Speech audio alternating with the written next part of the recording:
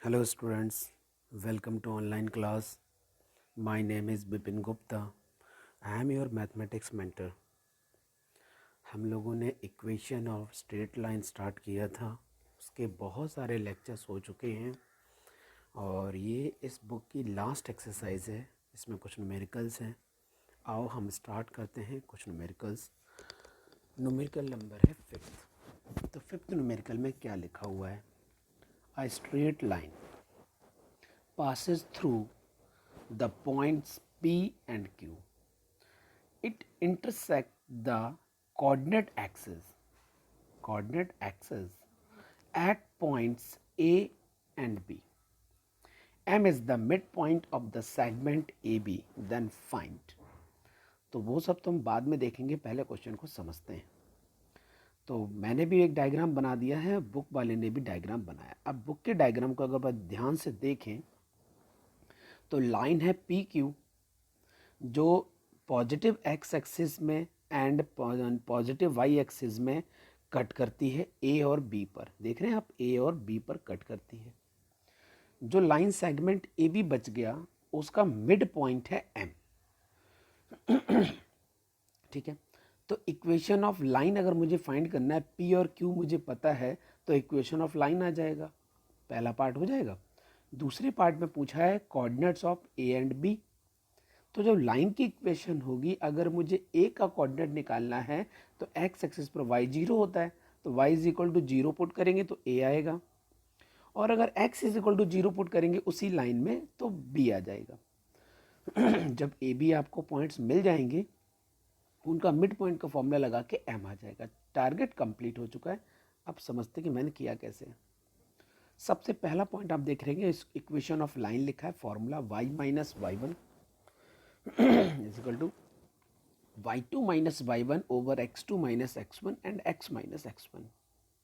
मैंने x1 y1 5 minus 2 को treat किया है, आप देख रहे होंगे यहाँ पर, एंड x2 y2 मैंने माइनस 1 4 को ट्रीट किया है। और इनकी वैल्यूज़ को मैंने इस इक्वेशन में जैसे ही एंटर किया तो अपर पार्ट में 6, लोअर पार्ट में -6, x -5 के साथ मिलेगा। 6 कटिंग, माइनस बाहर है, -1 की मल्टीप्लाई करने के बाद -x + 5 आ जाएगा। x को लेफ्ट साइड में ले जाते हैं, 2 को राइट साइड में लाते हैं तो x + y फाइनली 3 मिल जाएगा और ये न्यूमेरिकल आपका सॉल्व हो गया। अब मुझे पॉइंट ए चाहिए, इसी का अगला पार्ट है। तो मैंने क्या किया, y को मैं 0 पर पुट कर दिया क्योंकि ए पॉइंट का टारगेट है हमारा। किसका टारगेट है? ए पॉइंट का टारगेट है। तो जैसे ही y के 0 लिखा x + y is equal to 3 में, तो x की वैल्यू 3 आ गई, तो आपके पास पॉइंट निकल के आ गया है 3,0। ठीक है, अब अगली सिचुएशन आप देखो। For point B put x is equal to 0, line वही है, x + 3 is equal to 0, x + y is equal to 3। तो x की वैल्यू 3 है तो y की वैल्यू 3 आ जाएगी डायरेक्ट। अगर x की वैल्यू 0 x की वैल्यू 0 है तो y की वैल्यू 3 आ जाएगी डायरेक्ट। तो पॉइंट क्या होगा, 0,3। ये आपका फर्स्ट पार्ट था जो हमने सॉल्व कर दिया पूरा। अब हम चलते हैं नेक्स्ट पार्ट पर। नेक्स्ट पार्ट में भाई क्या है? ओके, नेक्स्ट पार्ट में देखने में पता चल रहा है कि 1,5 1,5 and -3, -1 are the coordinates of vertices A and C respectively of rhombus। तो आपको तो पता ही है ना कि रोम्बस होता कैसा है। ये मैंने रोम्बस का डायग्राम बना दिया। रोम्बस में खास बात क्या होती है कि सारी साइड इक्वल लेंथ की होती है, पहली बात, चारों लेंथ। एक इम्पॉर्टेंट पॉइंट होता है, अगर मैं इसको ए कह देता हूँ, सपोज ये मेरी ए है और ये बी है और यहाँ सी, तो ए सी को मैंने मिला दिया है और ए और सी आपको गिवन है। तो ए सी की इक्वेशन तो फाइंड करना बहुत इजी हो गया। फॉर्मूला भी हमने देखा था 1 मिनट पहले कि y minus y one is equal to y2 minus y one over x2 minus x1। ठीक है, तो सबसे पहले हमने क्या वर्क किया, ये आप वर्क देख ले हमारा। ये हमने इक्वेशन ऑफ ए सी निकाली है, यहाँ पर हमने सारी वैल्यूज एंटर की हैं। तो आपके पास दिख रहा होगा कि x1 और y1 मैंने इसको ट्रीट किया है और -3, -1 को मैंने x2 कॉमा y2 ट्रीट किया, इनकी वैल्यूज़ को एंटर किया। वैल्यूज़ को एंटर करने के बाद छोटा सा पार्ट से सॉल्व करने के बाद -6/-4 माइनस कटिंग 6/4, फिर से कटिंग, इवन नंबर्स हैं 3/2 x-2 के साथ। Now cross multiply 2/-10 and 3x-6, कुछ चीज़ें ट्रांसफ़र किया इधर उधर तो 3x मिल गया, -2/, हो गया, -6 कैंसिल आउट हो गया, 4 मिलेगा वो भी प्लस का। अब मैं क्या करता हूँ, ऐसा करता हूँ यहीं से इस लाइन की इक्वेशन निकाल देता हूँ। आप कहोगे सर आप इक्वेशन क्यों निकाल रहे हो? क्योंकि मुझे इक्वेशन ऑफ BD भी बतानी है, और रोम्बस में खास बात होती है कि जो दूसरी डायगोनल है वो इसके परपेंडिकुलर होती है, इसके परपेंडिकुलर होती है। तो स्लोप ऑफ AC पता चल जाए तो परपेंडिकुलर के फॉर्मूले से स्लोप ऑफ BD पता चल जाएगा। तो वही मैंने लिखा है कि slope of line AC m1 बोल दिया, इसको फॉर्मूले में माइनस लगता है, x का मल्टीपल 3 और y का मल्टीपल -2 है, तो सॉल्व करने पर 3/2 मिल गया। अभी आप चेक करें, स्लोप ऑफ BD निकालना है तो उसको मैंने m2 ट्रीट किया, तो फॉर्मूला हमारे पास होता है m1 m2 = -1, ये है 3/2, तो उसका रिवर्स पार्ट क्या होगा 2/3, वो भी माइनस के साथ, ऐसे आप याद कर सकते हैं। तो मिड पॉइंट ऑफ BD, अब मिड पॉइंट की बात कर लेते हैं BD के, तो BD का जो मिड पॉइंट होगा वही AC का मिड पॉइंट होगा, ये भी बात समझ में आ गई है। तो AC का मिड पॉइंट के लिए हम लोगों ने क्या किया है, यहाँ पर ये देखो सॉल्व किया, AC का मिड पॉइंट को मैंने A भी कह दिया है, ठीक है। तो A की वैल्यू क्या आएगी, एब्सिसा वाले दोनों को ऐड किया, /2 -1, और ऑर्डिनेट को दोनों को ऐड किया, /2, और ये आपके पास 2 आ गया, तो -1,2 m आ गया पॉइंट। तो एक पर्टिकुलर पॉइंट मिल गया है BD लाइन का जो m है, और स्लोप मिल गया है। तो इक्वेशन ऑफ स्लोप हम लोग पॉइंट फॉर्म करके, पॉइंट स्लोप फॉर्म करके निकाल सकते हैं। स्लोप आपके पास है -2/3 और पॉइंट है आपके पास -1,2, इन दोनों का यूज़ करके हमने इनमें पुट किया, मल्टीप्लाई, फाइनल आंसर, ठीक है। तो अब हम लोग चलते हैं नेक्स्ट न्यूमेरिकल पर। Numerical number 7। तो न्यूमेरिकल नंबर 7 में ऐसा क्या है भाई, show that ABC can be vertices of a square. Find the coordinates of its fourth vertex D. First part आपने क्या फाइंड करना है, ओहो, ये शो दैट जो लिखा है, ये सारे के सारे जो वर्ड्सेस हैं, जस्ट अ मिनट, ये सारे के सारे जो वर्ड्सेस हैं ये एक स्क्वायर के वर्ड्सेस हो सकते हैं, ये मैंने प्रूव नहीं किया अभी। तो मैं ये आपके और आप छोड़ देता हूँ कि कैसे प्रूव करना है। अगर वो ABC स्क्वायर के वर्सेस हैं तो आप सबसे पहले स्लोप ऑफ AB निकालेंगे, फिर उसके बाद में स्लोप ऑफ BC निकालेंगे, और दोनों को प्रोडक्ट करेंगे तो -1 आ जाएगा। तो AB BC के परपेंडिकुलर है, इसका मतलब क्या हो गया कि वो कॉर्नर पॉइंट हो गया, ठीक है। तो वो स्क्वायर का ही वर्सेस हो सकते हैं। हाँ, आप कह सकते हो कि सर A और C के बारे में हमें नहीं पता, वो कितनी दूर भी जा सकते हैं, तो वो क्या गारंटी है स्क्वायर ही होगा कि रेक्टेंगल हो जाएगा। तो ये माइंड में क्वेश्चन आ रहा होगा, उसके लिए मुझे D पॉइंट को यूज़ करना पड़ेगा। तो D पॉइंट को यूज़ करना पड़ेगा, तभी हम लोग AB का स्लोप और BC का स्लोप का परपेंडिकुलर मल्टीप्लाई करेंगे, -1 आना चाहिए। BC और CD उसकी मल्टीप्लाई करेंगे स्लोप्स की, तो -1 आना चाहिए। CD और DA उनकी मल्टीप्लाई करेंगे तो -1 आना चाहिए। यहाँ पर स्मार्ट वर्क आप दिखाएं कि AB और BC के स्लोप्स की मल्टीप्लाई करके -1 कर दें, होल्ड करें, क्योंकि B एंगल 90 प्रूव कर दिया अब हमने। अब हम बस ये कर दें कि D एंगल भी अगर 90 प्रूव हो जाए तो अपोजिट एंगल का 90 है, तो 100% वो C और A 90 ही होंगे, ठीक है। ये बात तो क्लियर हो ही रही है, ओके। तो हम लोग D पॉइंट अगर फाइंड करेंगे तो AD और CD उनके स्लोप्स को फाइंड करके मल्टीप्लाई कर देना, ये वर्क आपका हो गया। मैं अपने फर्स्ट पार्ट पर आता हूँ, come to the point. Find the coordinates of the fourth vertex D ABCD square. तो मैंने क्या किया है, आपके पास A है, आपके पास C है, स्क्वायर के जो डायगोनल होते हैं एक दूसरे को बिल्कुल एग्जैक्टली हाफ कर देते हैं, मतलब M is the mid point, ठीक। तो उसको हमने लेट कर लिया, मिड पॉइंट है A, B।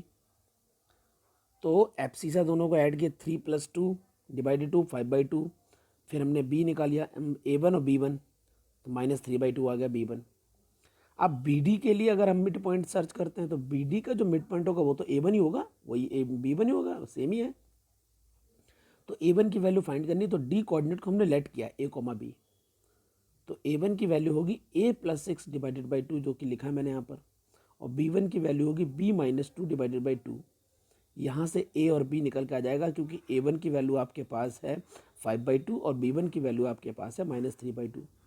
छोटा पार्ट है, आपने देखा होगा, ये मेरी कैलकुलेशन हुई है, यहाँ से आपको a और b निकल गए, मतलब d कोऑर्डिनेट आपके पास आ चुका है। अब अगला टारगेट क्या है, without using the coordinates of vertex d, मतलब d का यूज ही नहीं करना, find the equation of AD। AD की इक्वेशन फाइंड करनी, तो सबसे पहले यही करते हैं, equation of AD। Equation of जो AD होगा उसका जो स्लोप होगा वो BC के पैरेलल होगा कि नहीं होगा, तो स्लोप ऑफ BC निकाल देते हैं। स्लोप ऑफ BC निकाल दिया मैंने m1, B और C दो पॉइंट हैं, y2 - y1 over x2 - x1, ये फॉर्मूला यूज़ किया, 3/4 आ गया।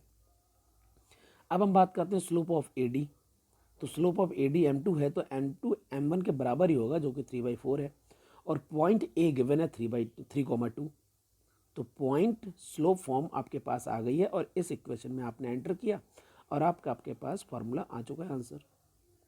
ठीक है, अब आप कहेंगे सर एक पार्ट और है इसका, also find equation of diagonal BD। भाई डायगोनल BD अगर फाइंड करना है तो आपके पास m तो पता ही है, क्योंकि m हमने कैलकुलेट कर लिया, b पता है, तो दो पॉइंट पता है, तो इक्वेशन ऑफ BD आप निकाल पाएंगे, क्योंकि इक्वेशन ऑफ B हम कहें या इक्वेशन ऑफ BD कहें, बात एक ही है। ओके स्टूडेंट्स, तो ये न्यूमेरिकल आप बाकी का ये वाला पार्ट जो है ये आप खुद ही सॉल्व कर लेंगे। ओके, अब हम बात करते हैं न्यूमेरिकल नंबर 8 की। भाई यहाँ क्या है, अ लाइन थ्रू ओरिजिन, एक लाइन है जो ओरिजिन से भाग रही है, ये देखो diagram, line through origin and perpendicular to the line x = 3y + 2, यही लिखा है ना। A line through origin meets the line x = 3y + 2 at right angle at the point x, बात वही है, लैंग्वेज चेंज कर दी इसने। Find the coordinate of x, मतलब एक लाइन है L1 जो गिवन है, एक लाइन है L2 जो मैंने बोल दी, L2 पर ओरिजिन है 0,0, ये दोनों लाइनें एक दूसरे को x पॉइंट पर कट करती है। What is the coordinate of x, तो L1 से मुझे स्लोप चाहिए, स्लोप आ गया है भाई, y = mx + 3, कंपेरिजन करोगे तो यहाँ पर स्लोप कितना मिल जाएगा, 3 डायरेक्ट मिल गया। तो स्लोप ऑफ L2 कितना होगा, फॉर्मूला हमारे पास है m1 m2 = -1, तो मैं डायरेक्ट लिख सकता था -1/3, क्योंकि 3 का जो रिवर्स होगा वो 1/3 होगा, उसमें माइनस लगा दो, -1/3 स्लोप आ जाएगा। लाइन जो मेरी रिक्वायर्ड लाइन है, जो है नहीं अभी यहाँ पर। तो अब इक्वेशन ऑफ लाइन हम लोग निकालते हैं, कौन सी लाइन है, L2, तो हम लोग लाइन निकाल रहे हैं L2 की, ये हमने लाइन निकाल रहे हैं L2 की, ये सही है, ये L2 की लाइन निकल रही है। तो फॉर्मूला हमने लगा दिया, हमारे पास एक पॉइंट है 0,0, हमारे पास स्लोप है -1/3, उनको एंटर किया तो x + 3 = 0 आ गई लाइन। ठीक है, इसको मैं यहाँ से इरेज कर देता हूँ क्योंकि ज़रूरत पड़ेगी आपको अभी। कोऑर्डिनेट अभी दिखाता हूँ कि ये x कैसे आया, ये कैसे आया ये भी बताता हूँ। पहली लाइन आपके पास गिवन थी x - 3y = 2, x - 3y = 2 लिख सकते हैं, और एक लाइन हमारे पास है x + 3y = 0, इक्वेशन सेकंड हो गई। इन दोनों को ऐड किया तो -3y + 3y कैंसिल आउट हो गया, 2x = 2, 2 से 2 कटिंग, x की वैल्यू 1 आ गई। 1 को हम सेकंड इक्वेशन में एंटर कर देते हैं, तो 1 + 3y = 0, तो y की वैल्यू -1/3 आ जाएगी। इसका मतलब जो x कोऑर्डिनेट, दोनों इक्वेशन को सॉल्व कर दिया ना, दोनों इक्वेशन के जो कटिंग पॉइंट है वही x होगा, तो फाइनली x आ गया आपका 1, -1/3। This is your final answer. अब हम लोग बात करते हैं नेक्स्ट न्यूमेरिकल की। न्यूमेरिकल नंबर 9, यहाँ क्या लिखा हुआ है, a straight line passes through the point 3,2 and the portion of this line intercepted between the positive axis is bisected at this point. Find the equation of line. कमाल है इस numerical में, एक लाइन गिवन है जो coordinate axis जो positive वाला part है वहाँ पर आपका कट करती है, और उसके मिड पे एक पॉइंट है, उसका कोऑर्डिनेट है 3,2 मिड में। तो जो एक्स एक्सिस को कट करती है उसका पॉसिबल कोऑर्डिनेट a,0 हो सकता है, और वाई एक्सिस पर पॉसिबल कोऑर्डिनेट 0,b हो सकता है। ये मिड पॉइंट है, तो मिड पॉइंट का कॉन्सेप्ट लगा दिया। मिड पॉइंट का एब्सिसा 3 कैसे निकलेगा, दोनों पॉइंट के एब्सिसा को ऐड करके डिवाइडेड बाई 2, तो 0 plus a divided by 2, it means a की वैल्यू आ गई 6 क्रॉस मल्टीप्लाई करने के बाद।